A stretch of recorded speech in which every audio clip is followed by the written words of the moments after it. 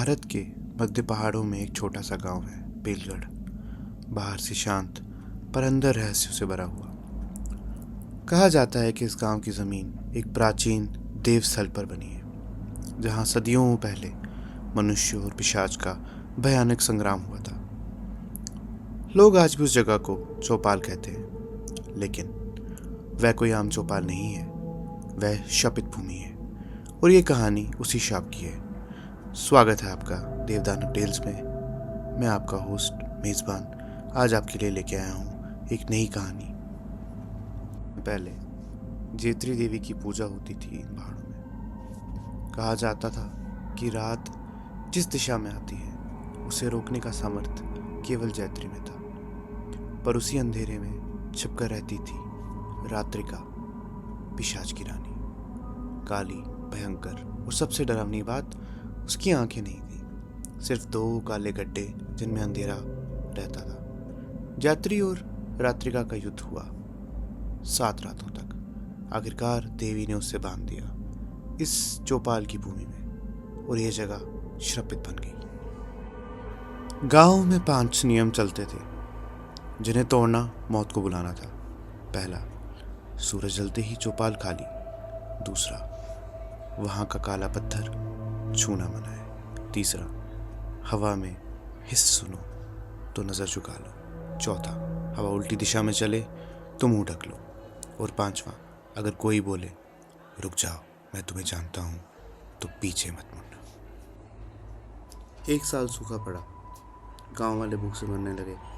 3 लड़कों भीम, राजू और केशव ने सोचा चौपाल की मिट्टी उपजाऊ है, क्यों ना वहां बिजाई की जाए। बुजुर्गों ने रोका, पर भूख से डर हार सा गया। वो शाम की रोशनी में चौपाल पहुंचे। जैसे ही सूरज झुका, हवा बर्फ जैसी ठंडी हो गई। धूल में नीली चिंगारियां उठने लगी। भीम ने हंसकर कहा, अरे देखो, कुछ नहीं है यहाँ, सब तो कहानियां हैं। तीनों के कदम जड़ हो गए, क्योंकि अचानक से एक दूर से हवा में गूंजती आवाज, हिस्स।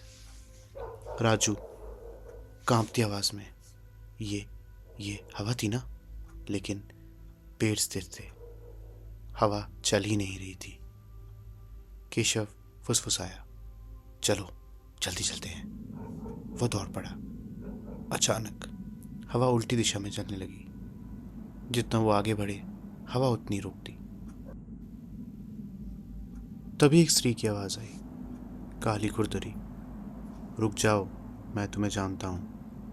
भीम रुक गया, पीछे मुड़ा, और वो आखिरी बार था जब किसी इंसान ने भीम का चेहरा देखा था।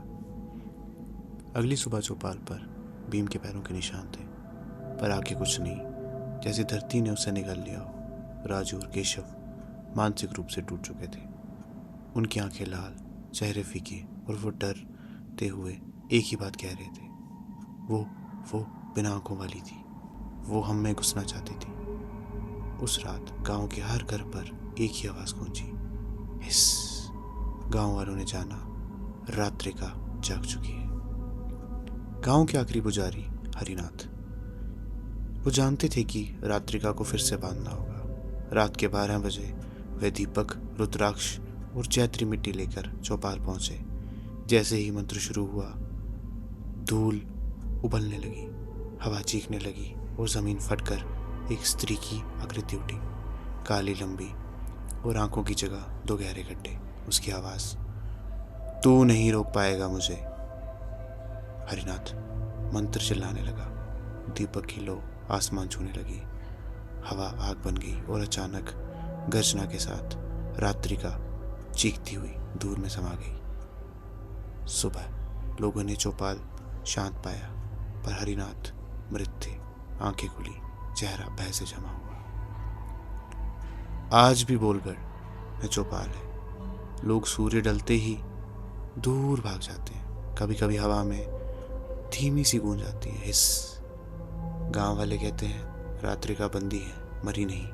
वो इंतजार कर रही है किसी ऐसे कदम का जो चौपाल के 5 निषेध तोड़ दे, क्योंकि लोक कथाएं कभी झूठ नहीं बोलती। वह चेतावनी देती हैं, फिर चुप हो जाती हैं। आशा करता हूँ ये कहानी आपको बहुत पसंद आई होगी। ऐसी और कहानियाँ और कंटेंट के लिए लाइक एंड सब्सक्राइब करें देवदानव टेल्स।